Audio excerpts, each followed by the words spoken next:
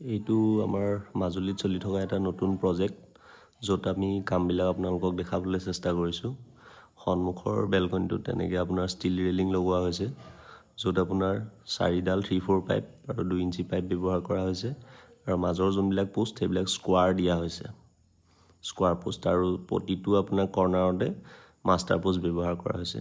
বেডৰুমবিলাক এনেকৈ আছে, আপোনাৰ কাষ্টমাৰে যেনেকৈ চিম্পুলকৈ ৰাখিব দিছে এনেকৈ চিম্পুল ৰখা আছে। প্ৰতিটো ৰুমতে এলুমিনিয়াম উইণ্ডো আৰু ভেণ্টিলেশ্যন ইনষ্টল কৰা আছে। এইটো আপোনাৰ মাষ্টাৰ বেডৰুম। এইটো আপোনাৰ 2টা পাৰ্ট কৰি দেখা হৈছে কাৰণ বেডৰুমটো ডাঙৰ আছে আৰু লাইট চাইট লগোৱাৰ পিছত ভাল লাগিব। আৰু এটা বেডৰুম, এইটোতো আপোনাৰ এনেকৈ এলুমিনিয়াম ডাঙৰ উইণ্ডো প্লাছ ফল চিলিং লগোৱা আছে।